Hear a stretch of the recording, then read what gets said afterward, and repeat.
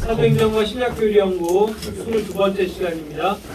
오늘은 사도행전 12장 저번 주에 10절까지 해서요. 오늘은 11절부터 24절까지 마치겠고, 그다음에 이제 13장으로 넘어가면 1절에서 나오는 주요 교리인 대언자들과 교사들에 대해서까지 이제 공부하도록 하겠습니다.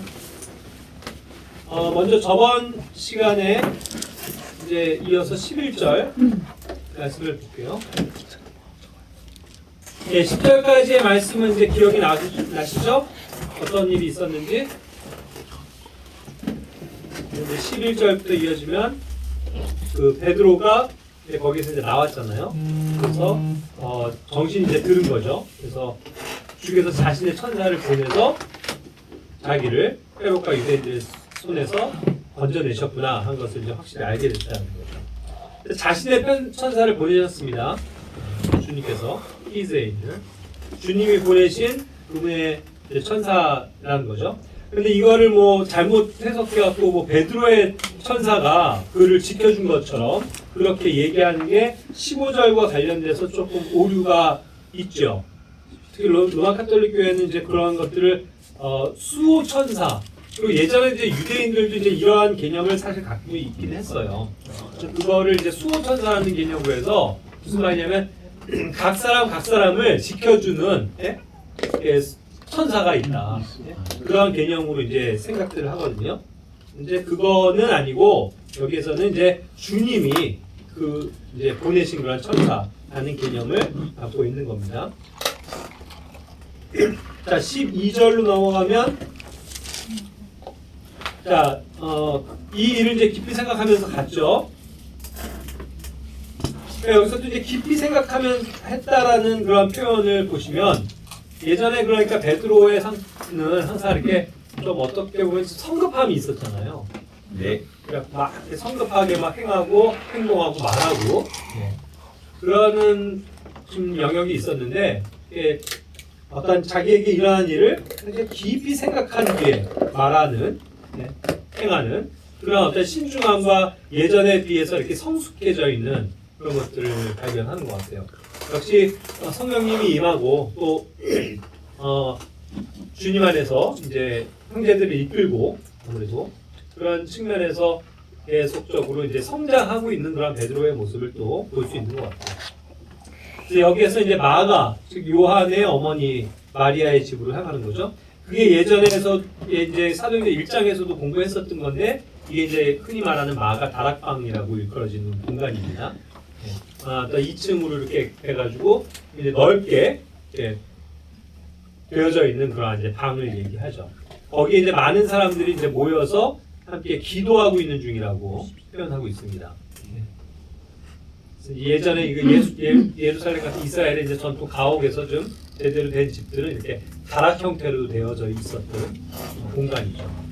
그러니까 이 공간은 마가 요한의 어머니 집이에요. 그러니까 마리아의 집인데, 이거를 그 제자들을 위해서, 사도들을 위해서 이제 내어준 상태인 것 같아요. 왜 그러냐면 이제 여기에 거하고 있는 사람들이 대다수가 갈릴리 지역에서 살던 베드로, 야고보, 요한 다들 그랬잖아요. 갈릴리에서 온 제자들이거든요. 그러니까 어떻게 보면은 이 예루살렘에는 자기들의 집이 있는 게 아니잖아요. 그죠? 그러다 보니까 그들이 기거할 수 있는 그런 어떤 숙소가 필요했던 거겠죠. 그래서 그러한 사람들을 위해서 내어준 공간일 거라고 이제 우리가 보통 보는 거죠. 그래서 그러한 이제 공간을 제공한 사람이 이제 마가 요한의 어머니 마리아입니다. 그리고 이제 이들이 이제 기도하고 있다고 그랬는데 무엇을 위해서 기도했을까요? 그것은 아까도 이제 저번 시간에도 얘기했지만 베드로가 믿음을 저버리지 않고 그런 순고를 각오하고 그냥 그런 길을 갈 수 있기를 위해서 기도를 했을 것이고, 그다음에 두 번째로는 그래도 하나님께서 긍휼을 베푸셔서 그를 풀어지게 할 수 있도록 위해서 기도했겠죠. 그 다음에 이제 또 하나의 영역은 아마도 그들에게 곧 닥치게 될 어떠한 순교의 핍박, 그런 것을 감안할 때 자기들도 이제 차례가 올 수 있는 거 아니에요. 나머지들도. 보세요. 야고보가 잡혀서 죽었어요. 이번에 베드로가 잡혔어요. 그래서 이제 곧 처형이 된다라는 소식이 들려와요. 그죠? 그러니까 이제 뭐겠어요? 아, 이제는 우리들도 안전하지 않다. 그들이 그렇다고 해서 도망간 게 아니잖아요. 그들은 그냥 거기에서 모여서 기도하면서 자기들에게도 닥칠 수 있는 핍박, 예? 자기들도 잡힐 수 있는 걸 각오하고 지금 있는 거잖아요. 그렇기 때문에 그들에게도 하나님 저희의 믿음을 지킬 수 있도록 힘을 주십시오. 이런 기도를 아마도 했을 거라는 거죠. 이들은 한 사람들도 비겁하게 빠져나갈 궁리를 하거나 예? 도망가거나 뭐 하면서 야, 빨리 예루살렘 떠야 되겠다 해갖고 막 자기네 땅 갈릴리로 돌아가고 그러지 않았습니다. 예? 그러한 믿음의 기도를 오히려 하고 있었다는 얘기죠. 자, 13절과 14절 말씀. 자, 이제 베드로가 와서 문을 두드려요. 그랬을 때 이제 소녀가 나오는데 그 사람의 이름이 로다입니다. 로아가 아니고 로다. 이 소녀가 딱 듣고서 이거 베드로인데 하고 딱 음성을 알아들은 거예요. 그래서 그러면 와 베드로 오셨네요 하고서 막 문을 열어주셨는데 그거는 하지도 않고 막 달려 들어가갖고 2층 그 다락방에 있는 사람들에게 막 알린 거죠. 여기 앞에 베드로가 와 있어요. 이렇게 문을 안 열어주고. 그러니까 이제 그런 상황에서 15절에 어떻게 됩니까? 사람들은 로다를 보고 야, 너 미친 거 아니야? 미쳤다라고까지 표현을 했어요. mad. 그러니까 이거는 뭐 단순히 뭐 미친놈 하고 욕하는 게 아니고 그래 너 뭔 소리야? 너 정신 나간 거 아니야? 그렇게 좀 이렇게 완전히 그거를 의지를 꺾는 예? 정말 그걸 전면적으로 부정하는 표현이잖아요. 그렇게 얘기하는 거에 대해서 야 너 미친 거 아니야? 베드로가 어떻게 여기 지금 와 있을 수 있어? 하고 얘기한다는 거죠. 예? 그러니까 그렇게까지 이제 우리는 어떤 우리의 신념이 강하면요 하나님이 하시는 일에 대해서 어두워지고 그걸 미쳤다라고까지 하면서 거부하는 그런 경향도 있을 수 있죠. 어쨌든 그거를 이제 단언했습니다. 이 소녀는 그래서 확고히 단언하니까 그러니까 이제 어때요? 아까 얘기한 것처럼 야 그럼 그거는 베드로가 아니고 아마 그의 천사일 거야 이렇게 얘기를 했다는 거죠. 그러니까 이제 유대인들 전통 사상에도 어떤 사람을 지키고 있는 그 사람을 대변하는 수호천사 같은 예? 그를 대변하는 천사를 항상 예, 생각하고 있었다는 증거죠. 근데 그것이 이제 더 나아가서 발전돼서 캐톨릭에서는 수호천사에 대한 개념을 교류화시키기도 했어요. 예. 어떤 성자를 만들고 또 성자를 또 수호하는 뭐 신들이 있고 천사가 있고 이런 것처럼. 자, 그런 상태에서 이제 16절에 보면 어때요? 베드로가 계속 문을 두드리고 있죠. 그러니까 이제 열어봐라 해갖고 이제 내려와서 문을 실제로 여는 거예요. 그래서 이제 깜짝 놀랐죠. 거기에 딱 베드로가 서 있으니까. 그러니까 이제 들어오면서 막 난리가 났겠죠. 뭐 이게 어떻게 된 건가 막 하면서 어떻게 된 겁니까 막 하면서 난리 났을 거 아니에요. 17절에 이제 이어집니다. 베드로가 사람들 진정시키는 거죠. 아 조용히 하세요. 그러면서 자기를 감옥에서 데리고 나오신 일 주님께서 하셔서 그걸 이제 밝게 알려주고 그렇게 한다면 뭐 했어요? 이 일들을 야고보와 형제들에게 보이라고 하고 떠나서 다른 곳으로 갔다 그랬어요. 자, 그럼 여기에 이제 모여있는 사람들은 현재 야고보와 형제들은 누군지 모르지만 몇몇 형제들은 없다는 얘기예요. 그거가 되는 겁니다. 근데 여기서의 야고보는 이제 어떤 야고보가 될까요? 당연히 이미 순교한 야고보일 리는 없죠. 그러니까 또 다른 형제 야고보예요. 그럼 이제 그게 여러 사람의 야고보가 있는데 우리가 이제 추측해 보건데 주의 형제 야고보일 확률이 가장 높죠. 그래서 갈라디아서 1장 19절, 마태복음 13장 55절, 마가복음 6장 3절, 15장 13절, 21장 18절 등에서 예수님이 그러니까 그 마리아에게서 태어나셨잖아요. 그러나 진짜로 요셉과 마리아가 정혼을 해서 낳은 실제로 육신의 아들들이 여럿이 있었다고요. 딸도 있고. 그 중에서 이제 주의 형제 야고보라고 일컬어지는 이 인물이 나와요. 이 주의 형제 야고보가 나중에는 맨 처음에는 예수님을 좀 이렇게 무슨 뭐 선지자가 왜 이런 데서 활동하고 있냐고 하면서 좀 이렇게 비아냥거렸었던 사람이잖아요. 주의 형제임에도 그렇고. 하지만 예수님의 죽으심과 부활을 경험하면서 진짜로 그것이 자신의 믿음이 되어서 예수님을 그리스도로 이제 믿고 모셔드리는 일이 생기는 거잖아요. 그러면서 그의 삶이 이제 변하기 시작한 거예요. 그렇게 해서 예루살렘 교회에서도 아주 굉장히 중요한 사도로서의 그런 역할을 하는 사람이었죠. 그러니까 이 야고보와 또 그 몇몇 형제들은 이 지금 마리아의 다락방의 공간에 없었다는 얘기예요. 근데 뭐 그것이 꼭 부정적인 건 아닙니다. 뭐 이들은 여기에서 기도하고 이들은 또 다른 거처거나 다른 곳에 있어서 거기에서 기도했을 수도 있죠. 그죠? 그러나 어쨌든 그들에게 분명히 그 사실을 알려주라고 한 거예요. 자, 그러고서 베드로는 어떻게 했습니까?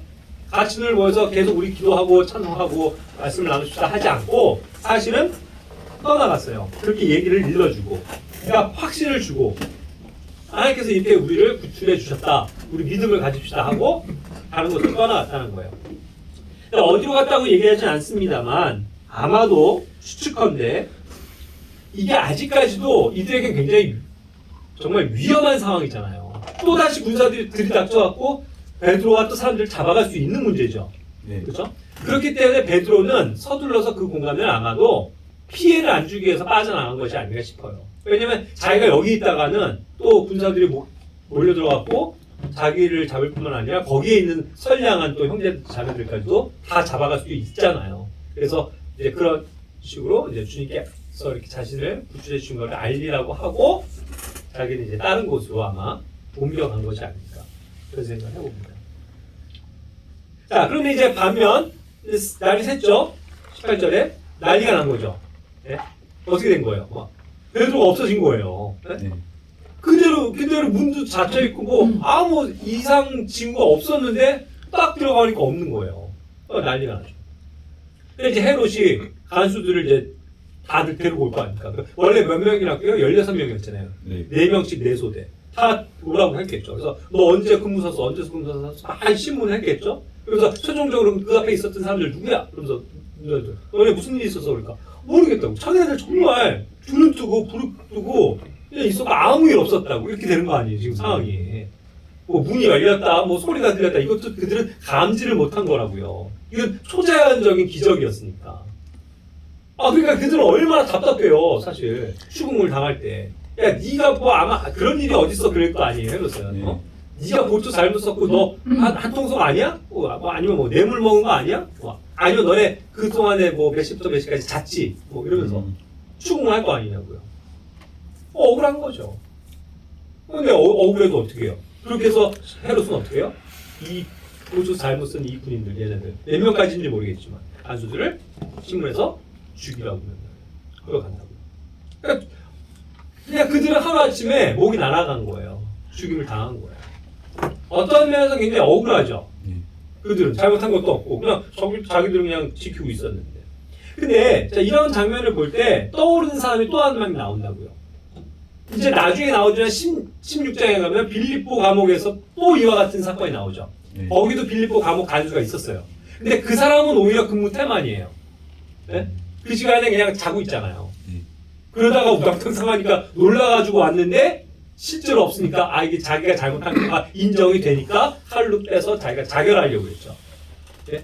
그러나 그에게 멈추시오 하면서 그가 결국 주님 앞에 돌아오죠. 복음을 듣고 구원을 얻고 영원한 생명을 얻는다고. 그리고 그 사람뿐만 아니라 그 사람 집안에 속한 사람들까지. 놀라운 구원으로 바뀌었어요.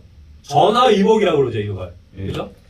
그런데 그러한 사람에 비하면 이 사람들은 뭐예요? 헤롯의 간수들은 진짜 너무나도 억울한 죽음이요? 개죽음이죠. 자기를 잘못한 것도 없는데 사실은. 하나님 때문에 죽은 거 아니에요 이들은. 또 어떻게 이해할 수 있을까요? 아이러니하지 않아요? 네? 억울하다고 할 수도 있고. 네, 그런 생각이 들어요. 항상 성경 전반을 볼 때 그들이 하나님에 대해서 듣는데 어쨌든 그들이 여기 있는 이상 하나님이란 존재를 모를 수는 없어요. 유대인들이 섬기는 하나님을 왜 몰라요? 그렇죠? 그런데 어느 민족이건 어느 시대건 간에 하나님이 계심을 인정하면서 하나님을 두려워하는 마음으로 하나님을 찾고 그래서 하나님 앞에서 그 이름에 떨면서 어쨌든 조심하고 관심을 가지고 선의를 베풀고 그 유대인들에게도요. 그런 사람들은 어떻게 됐어요 항상? 그러면서 하나님을 찾는 사람들은 항상 하나님께서 만나주셨어요. 그들을 극적으로 구원하시는 계획이 있으셨다고요. 그 당시에도. 그렇죠? 그러니까 그런 관점에서 보자면 아무 상관도 없는 저 빌립보 간수는 그래도 어쩌면 그가 정말 인생에 대해서 고민하면서 사는 게 뭘까? 죽는 게 뭘까? 그러면서 대부분 이제 나중에 보게 되지만 그이 있자마자 뭐 어떻게 했어요? 무릎을 꿇고 선생님들 내가 어떻게 해야 구원을 얻을 수 있습니까? 물어보잖아요. 그런 거를 항상 생각하고 있었던 사람 같아요. 그래서 하나님의 긍휼과 은혜가 그에게 임했고 반대로 이 사람들은 뭐예요? 아무 아무 관심도 없는 거예요. 하나님 그 땅에 어디 있어? 이걸 붙잡혀온 죄수 베드로면서 이 인간은 그냥 무슨 죄를 저질렀길래 하면서 그냥 놀리기나 하고 조롱이나 하고 긍휼이 여기지도 않고 관심도 없는 그냥 세상에 대한 관심만 가지고 살아가는 사람들이었을 수도 있죠. 그런 생각이 들지 않아요? 그렇기 때문에 하나님도 이들에게는 구원을 얻을 하나의 기회를 허락 못하신 거죠. 그들이 그거를 받아들일 준비도 안 돼 있고 아무런 생각 없이 살고 하나님을 찾지도 않으니까. 그렇죠? 그런 하나의 경륜 또한 이제 뭔가 작용을 했을 것이다라는 조심스러운 추측을 해볼 수 있는 거예요. 그렇지 않으면 사실 조금은 그래요. 하나님은 너무 불공평해요. 똑같은 상황이어도 누군 구원받고 누구는 그냥 하루아침에 죽음 당하고 이해가 안 되잖아요. 그러니까 그런 면에서 우리는 조금 이해를 해볼 수 있겠다라는 생각이 들어요. 자, 20절.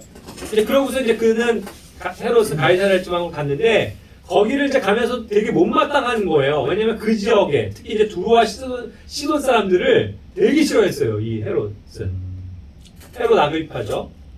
굉장히 이렇게 막 사이도 안 좋고 철저하게 원수지간인데 그럼에도 불구하고 어쩔 수 없이 공생하는 관계예요. 왜냐하면 헤롯의 입장에서는 이들에게 양식을 파는 거예요. 그리고 그 두로와 시돈 사람들도 헤롯을 되게 싫어하지만 어쩔 수 없이 정치적인 타협을 하는 게 그 땅에서 나는 양식을 구해서 살아야 돼요.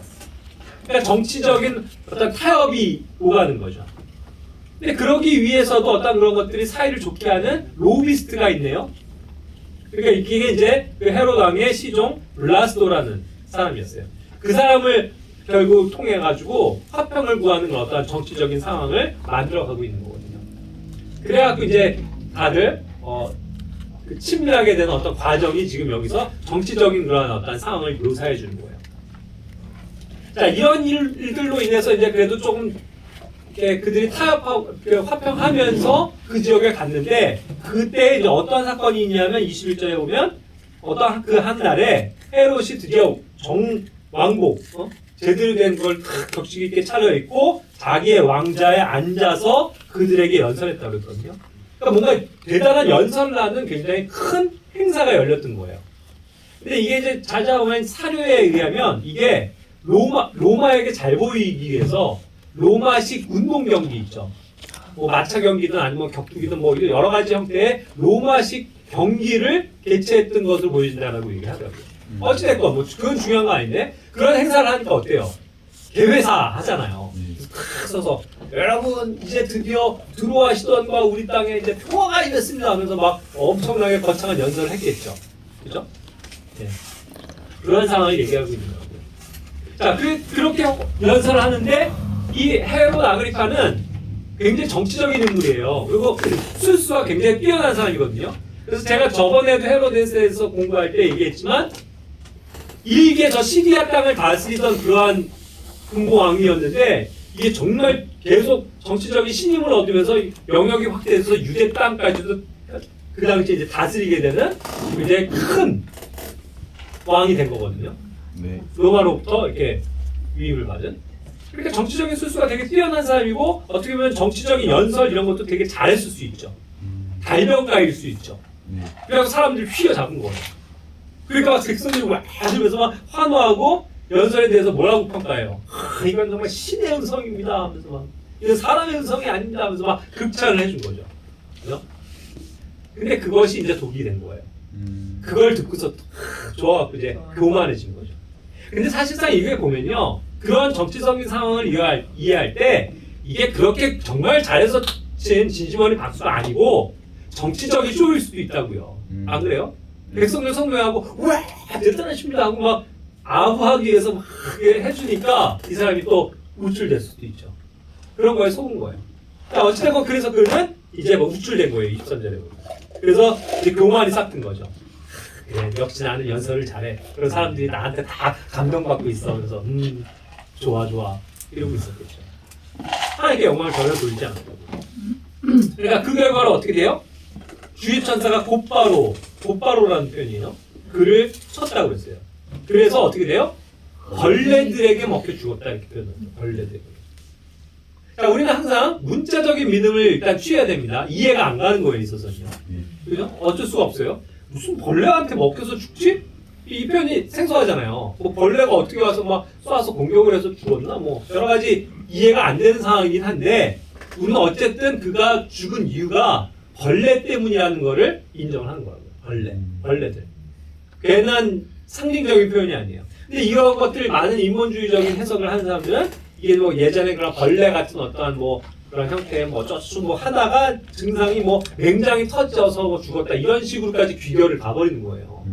맹장염이 해갖고 그건 말이 안 되고 우리는 그냥 이해가 안 되더라도 문자적으로 벌레 무슨 벌레인지 모르지만 벌레들에 의해서 죽었다는 거예요. 끔찍하죠. 그 상황이 벌레한테 공격을 당해갖고 뭔가 먹혀서 죽었다. 그 벌레가 속으로 들어왔을 수도 있고 막 탁 쏴갖고 하고 독이 해갖고 죽었을 수도 있고 그게 벌레들에게 먹혀서 죽었다는 표현이에요. 근데 항상 벌레를 보세요. 벌레들. 하나님께서는 이 벌레들을 또 통해서 일을 하시거든요. 그리고 인간의 존재를 또 나중에 벌레같이 만드시잖아요. 그래서 지옥의 영원한 불에 꺼지지 않는 그 벌레들이 묘사가 되어 있죠. 그런 어떤 사망과 관련된 그런 벌레들 그것으로 인해서 죽임을 당했다는 거예요. 그러니까 뭐 교훈은 그런 거죠. 하나님 앞에 까불고 우쭐대면 어떻게 된다? 그만한 벌레한테 쏘여서도 죽는다. 그럴 수 있다. 그러니까 우리가 항상 하나님 앞에 이제 겸손해야 되는 거죠. 모든 영광을 하나님께 돌린다. 자, 그런 사건이 있었고 이제 장면이 전환되는 거예요. 24절, 25절은. 그렇게 해서 헤롯은 그 교회를 핍박하던 장본인은 어떻게 돼요? 비참하게 죽었고 하지만 그러나 하나님의 말씀은 뭐라고요? 자라난다. 그리고 크게 불어났다. 멀티플라이. 이거는요 배가 하는 거예요. 그죠? 2가 4가 되고 4가 또 8 되고 8이 16 되고 32 계속 배가 하는 거잖아요. 그래서 그게 조금 몇 대만 걸치면 기하급수적으로 되는 거예요. 인류 아담 이후에 인구가 급속도로 번성을 해서 노아 시대만 하더라도 뭐 예전에 김영현 교수는 그걸 뭐 한 수치적으로 한 100억인가요? 1억 명. 1억에서 뭐 한 3억 정도. 뭐 굉장히 많은 수가 불어나 있었을 것이다라고 얘기를 하더라고요. 아마 근데 뭐 김명현 교수가 얘기했었던 건 제가 알기로는 뭐 굉장히 많았어요. 한 100억 정도의 이런 추산을 해볼 수 있다라고 했었던 것 같은데 뭐 자세한 건 아닙니다. 근데 어쨌든 그와 같이 기하급수적으로 인구는 커지게 돼 있거든요. 그런 것 같은 거죠. 하나님의 말씀이 그냥 쭉쭉쭉 이 사람에게 전해지면 이 사람 때문에 2명 믿고 또 그 2명 때문에 4명 되고 4명이 8명 되고 막 이것만 파생돼요. 이 사람도 그렇게 하나님의 말씀이 사람들에게 퍼져나가는 거예요. 굉장히 폭발적인 복음의 증가가 오는 거죠. 근데 뭐 뒤에요? 무엇 뒤에? 예. 근데 뭐 핍박이 있지만 그걸 견디고 믿음으로 기도하고 할 때에 하나님의 말씀은 오히려 배가 하더라. 그러니까 우리는 그러한 핍박을 중요하지 않는다는 거죠. 자, 25절에 보면 바나바와 사울은 자기들의 그런 사역 그 뭐였죠? 안디옥에서 이제 출발한 그 구호금을 전달하는 거였죠. 기근 때문에. 그래서 그걸 마치고 마가 요한을 데리고 예루살렘에서 안디옥으로 돌아가게 된 거죠. 여기서 이제 마가 요한을 데려갑니다. 아까 그 마가 요한의 그 다락방에 있었던 그 마가죠. 그를 데리고 가는 거예요.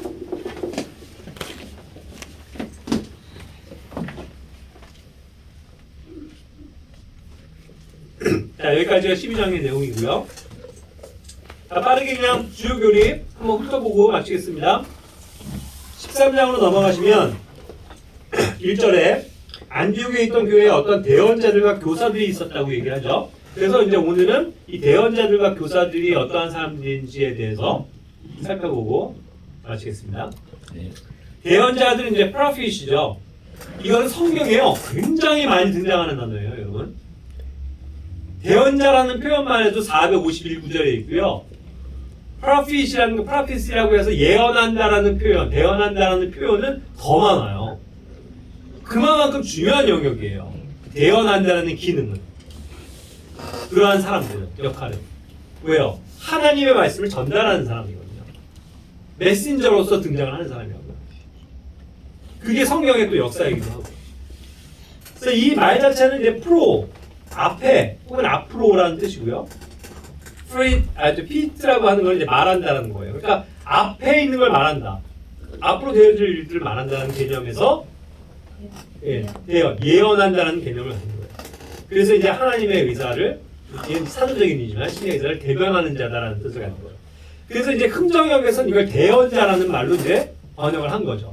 예전에 개혁 성경에서는 선지자, 그죠? 라는 말을 썼고, 또 예언을 한 사람임에도 맞고. 그러니까 뭐 그냥 선지자라고 해도 되고요. 뭐 대언자냐 뭐 이게 뭐 한글로 어떻게 번역하느냐가 중요한 건 아니죠. 그러나 어떤 개념상에서는 앞에 있는 것들도 보고서 말을 하는 그런 어떤 대언의 역할을 했었던 사람이죠. 그렇기 때문에 사무엘상 9장 9절에 보면 이 말을 쓰기 전에는 선견자라는 말을 썼다고 얘기하죠. 성경의 기록에 하면 선견자는 앞을 내다보는 사람이라는 뜻이에요. 그래서 그냥 seer예요, seer. 보는 사람, 앞에 있는 걸 보는 사람이라는 뜻이죠. 그렇게도 불려졌었어요. 그러나 이제 그 다음에는 선지자라는 말, 예언자라는 말을 포함하고 있는 그런 프로핏이라는 단어를 사용하고 있는 거죠. 개념은 그렇고, 자, 이 예언자라는 최초의 언급은 아브라함에게서 발견됩니다. 창세기 20장 7절 말씀에 처음에 등장하죠. 한번 읽어보실래요? 창세기 20장 7절. 찾으신 분이 먼저 읽어주세요. 그러므로 이제 그 남자에게 그의 아내를 돌려보내라. 그는 대언자이므로 그가 너를 위하여 기도하리니 내가 살려니와 만일 내가 그녀를 돌려보내지 아니하면 너와 내게 속한 모든 것이 반드시 죽을 줄 알지니라 하시니라. 예, 하나님께서 나타나서 하신 말씀인데 그는 대언자다. 그가 누구예요? 아브라함이에요. 아브라함은 대언자다. 하나님이 아브라함을 대언자라고 부르고 계세요. 예?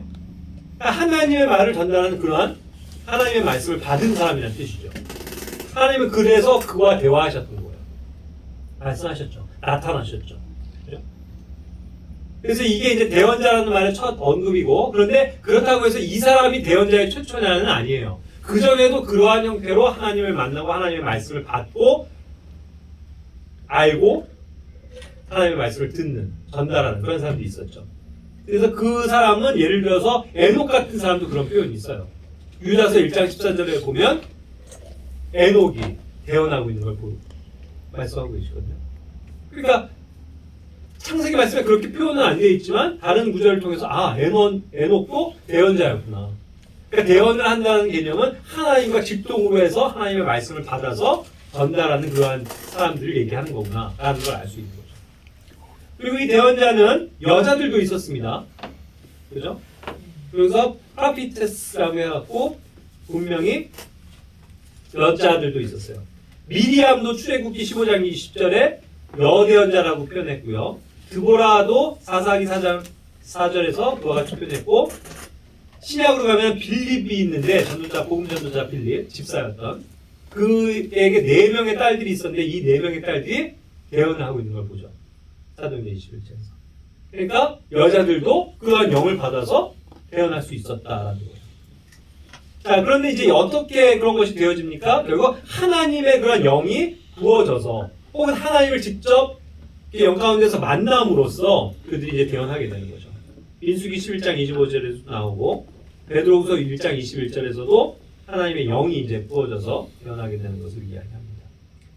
자, 그리고 이제 그런 하나님의 영이 부어짐으로써 하나님의 그런 말을 얘기하게 되는 그런 사람들이기 때문에 이들은 엄청난 사실 놀라운 일을 경험하는 사람들이에요. 사실 그렇지 않나요?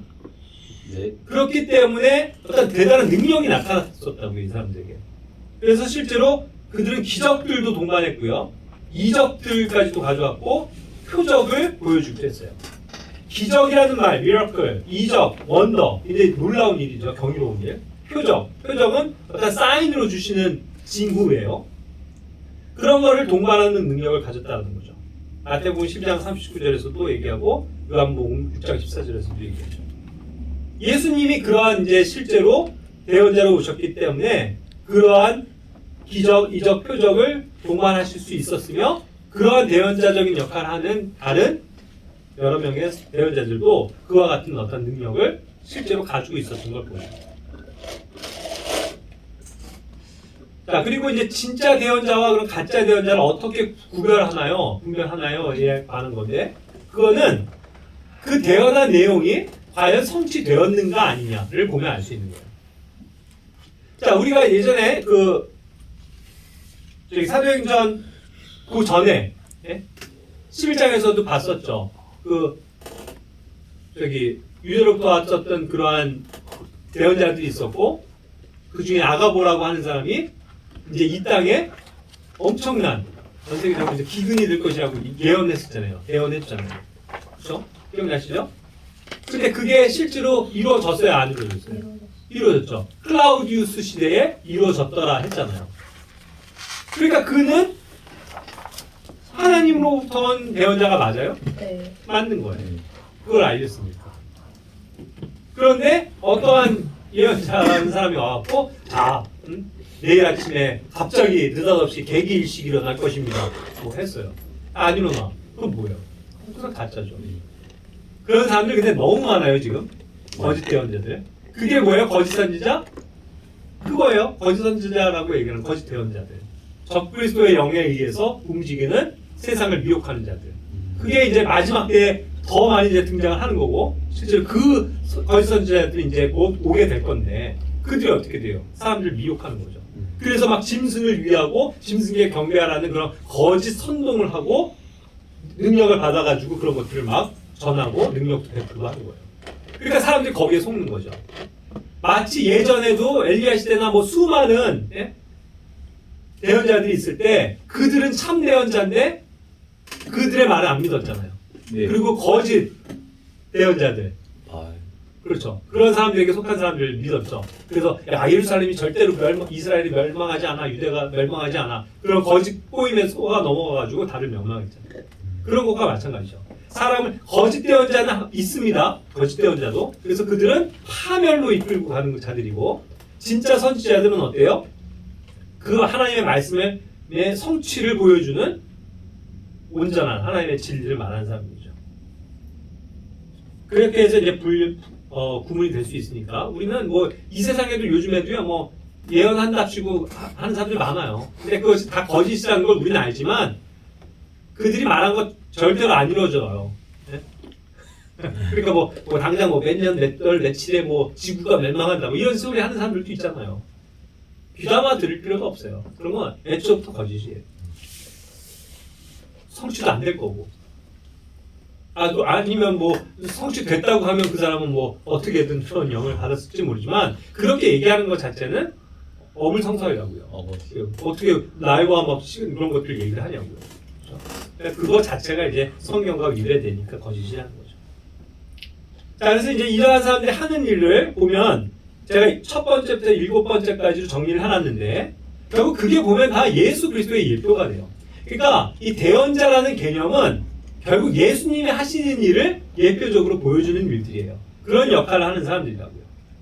요한복음 6장 14절에서도 이가 결국 that prophet, 그죠? 선지자다.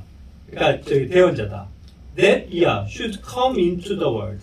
세상에 오실 그 대언자, 그분이시다. 이렇게 인정을 하는데 그 대언자가 결국 누구예요? 예수 그리스도거든요. 그거를 위해서 수많은 대언자들의 한 역할들을 보면 결국 그거를 예표적으로 보여준다는 거죠. 그래서 그들이 한 일들이 다 이러한 측면들이에요. 첫 번째는 예언적 측면. 예언을 했죠? 주님도 어떻게 될 것이라는 걸 말씀하셨죠? 그렇기 때문에 꿈을 깨닫는 일, 미래에 나타난 일을 깨닫는 일까지도 주시는 거예요. 그리고 대언자적 측면이 이제 전달한다는 뜻이에요. 하나님의 말씀을 다른 백성들에게 받아서 말해주는 일들이죠. 그리고 그걸 또 어떻게 돼요? 말로만 하는 게 아니고 기록을 하는 거죠. 그래서 그 기록된 말씀을 주시는 거죠. 그러니까 말씀이신 하나님, 예수 그리스도를 보여주죠. 대표적으로. 교사적 측면이 있습니다. 세 번째로는 결국 하나님의 뜻을 전할 뿐만 아니라 경고해 주는 일이에요. 가르쳐 주는 일이에요. 하나님의 말씀을 기억하게 해주는 일들이죠. 예? 그런 것을 올바른 길로 인도하는 그런 이제 그 교사적인 측면. 네 번째로는 심판자적인 측면이 있습니다. 아까도 얘기했지만 그들은 엄청난 능력을 가진 사람들이고 하나님의 일을 대변하는 사람들이기 때문에 예? 백성들을 재판하는 일들도 했고 반대로 백성들에게 복을 주는 축복하는 그런 일들도 했죠. 다섯 번째로는 인도자적인 측면이에요. 그러니까 이스라엘 백성들을 인도했잖아요. 그렇죠? 의로운 길로 인도하는 일들을 이 대언자들이 감당을 했거든요. 그러니까 주님도 그러신 거고. 그다음에 중개적인 측면이다라는 거는 그들이 하는 일 가운데 많은 경우 그 이스라엘을 위해서 기도해주고 중재해주고 변호해주고 대변해주는 예? 신원해주는 그런 역할을 한 거죠. 그러니까 하나님과 이렇게 좀 중간에서 중간자적으로 딜하는 그런 관계를 가졌었어요. 예수님도 그런 중재의 역할을 하시잖아요. 그리고 마지막으로는 제사장적인 측면이 있습니다. 그리고 왕에게 기름을 붓기도 했어요. 그리고 임명하는 그런 권한을 가진 사람이에요. 그리고 하나님께 이제 희생을 드리는 일을 했죠. 사무엘처럼. 네? 그리고 지금 하나님께 직접 나아가는 데 있어서 제사장의 역할을 하는 그런 일들도 했었다는 거죠. 자, 이와 같은 일들을 대언자들은 했습니다. 그리고 이제 성령의 은사로서 선물로서 주어진 대언의 시기가 있음을 우리는 알아요. 이걸 굉장히 중요하게 우리는 배워야 됩니다. 결국 성경의 완성과 필사 이전에는요 과도기적인 시기임에 주의하셔야 돼요. 과도기적입니다. 그렇기 때문에 이때 나타났었던 초대교회의 대언이라고 하는 은사들, 선물들은 그때 시대와 그때 이제 그 다음 그 정도를 하면서 점점 소멸해가는 그러한 선물이 되었다라고 이해하시면 돼요. 이게 굉장히 중요한 거죠. 그래서 이제 그런 면에서 이제 여자들도 대언을 했었는데 교회 안에서 고린도전서 13장, 11장, 로마서 12장 등을 참고하시길 바래요.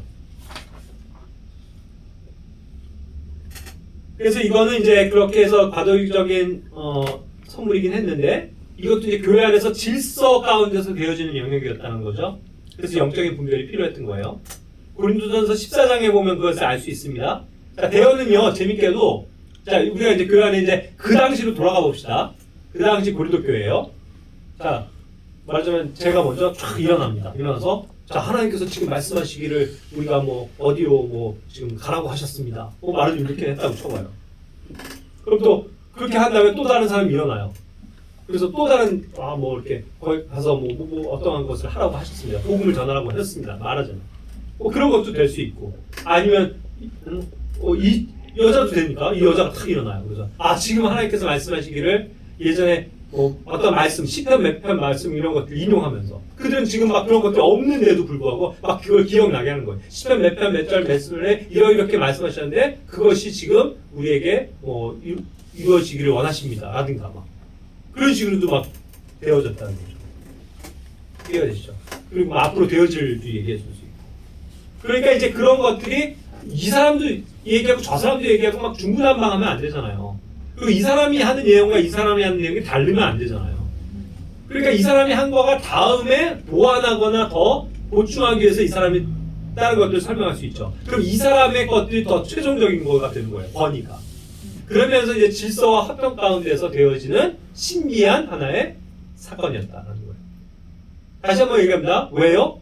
뭐가 그때까지 없기 때문에? 성경이 없기 때문에. 기록된 성경이 아직은 없기 때문에 신약교회에 계시지. 그러니까 그들이 직접 대언을 받아서 말하는 시대가 왔다는 거죠. 그러니까 이 역할이 굉장히 중요하다는 거죠. 사도들도 잠깐 왔다가 고린도 교회로 왔다가 떠나잖아요.